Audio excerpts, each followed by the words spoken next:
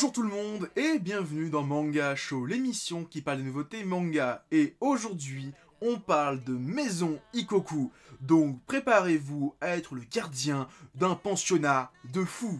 Résumé, étudiant raté, Yusaku Godai décide un jour de quitter la pension dans laquelle il vit, car les autres locataires n'arrêtent pas de faire la fête dans sa chambre. Mais ce même jour arrive Kyoko Otanashi, la nouvelle concierge. Elle est veuve à seulement 20 ans et Yusaku tombe directement amoureux d'elle.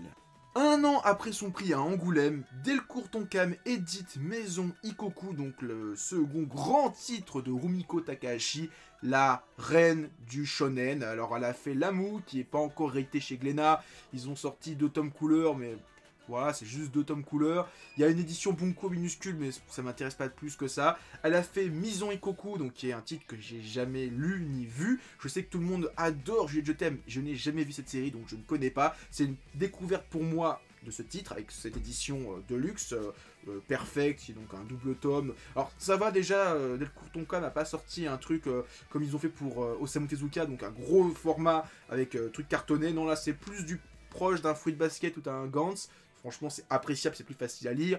Qu'est-ce que je disais aussi? Donc, après Maison Ikkoku, elle a fait Ranma 1/2, que je suis chez Glénat, qui est super bien. Ensuite, elle a fait Inuyasha, qui est chez Kana, qui j'ai lu la moitié, c'était plutôt pas mal. On m'a dit que la suite était un peu moins bien.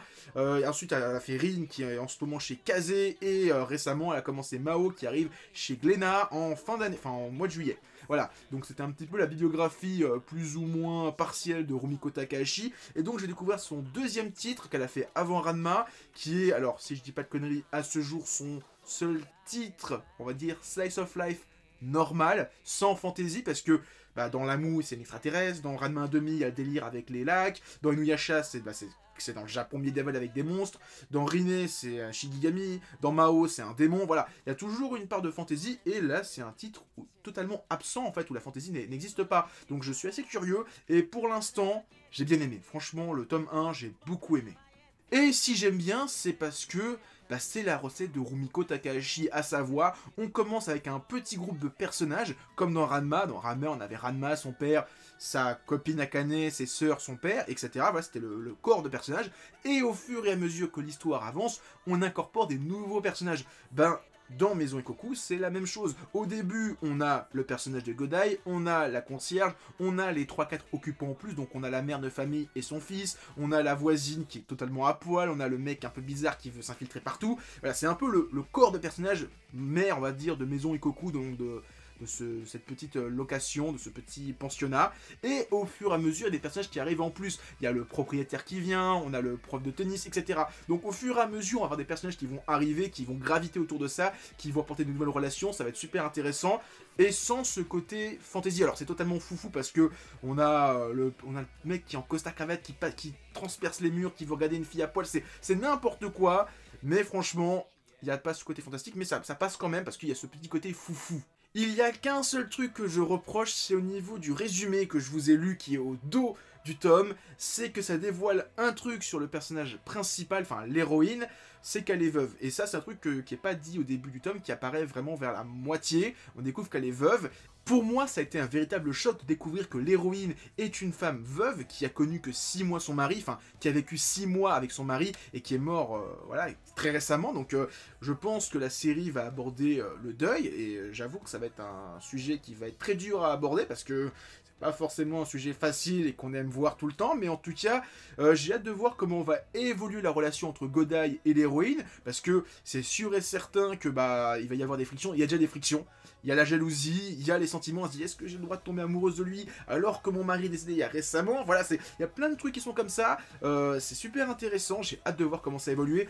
J'ai cru comprendre que beaucoup de gens qui ont vu et lu Juliette Je t'aime, c'est un truc de ouf, qui préfèrent même ça à Ranma 1/2, donc à voir. Moi j'aime beaucoup Ranma 1/2 pour le côté kung-fu, le côté action et les histoires de romance entre Ranma et Akane. À voir quand ça va être une histoire totalement romance, est-ce que ça va être bien ou pas, je sais pas, mais en tout cas je suis très curieux, j'ai hâte de voir la suite.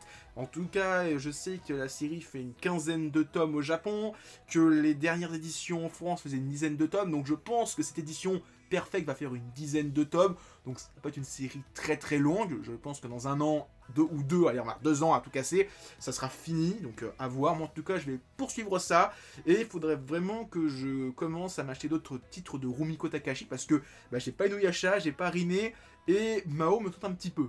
Et niveau dessin, bon bah moi qui connais plus Ranma 1/2, je suis habitué et j'apprécie le style de Rumiko Takahashi, mais là je découvre son style avant Ranma, donc un peu plus ancien, qui est un petit peu entre Lamu, qui est vraiment son premier titre, qui est vraiment très vieux, et ça, alors ça passe, franchement moi j'aime bien son style. Je trouve que le passage de Kyoko, donc l'héroïne, est magnifique, franchement. Alors il y a beaucoup de passages où on monte son huc, voilà, c'est pas des gros plans dessus, mais tu vois le personnage de Godai qui mate son huc, tu vois franchement t'as le cul qui est moulé dans son jean, franchement elle est magnifique, je le dis. Je comprends que les gens adorent Juliette dans Juliette je t'aime, parce que je pense que le personnage est magnifique dans l'animé. Déjà Akane était sublime, Ramafi était sublime, donc voilà, franchement je comprends les gens qui ont kiffé Juliette je t'aime.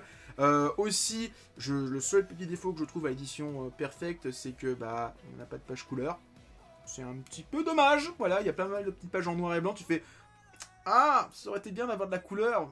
Voilà, c'est le seul petit défaut que je trouve à l'édition Perfect, que bah, pas de page couleur pour une édition Perfect, c'est un petit peu triste. Donc voilà, c'était ma vidéo sur Maison Ikoku. Comme d'hab, si vous avez aimé la vidéo, likez, partagez et commentez-la. Et en description, il y a des liens vers mon Twitter, mon Discord et mon Instagram. Et moi, je vous dis à plus et continuez à lire des mangas. Allez, ciao tout le monde.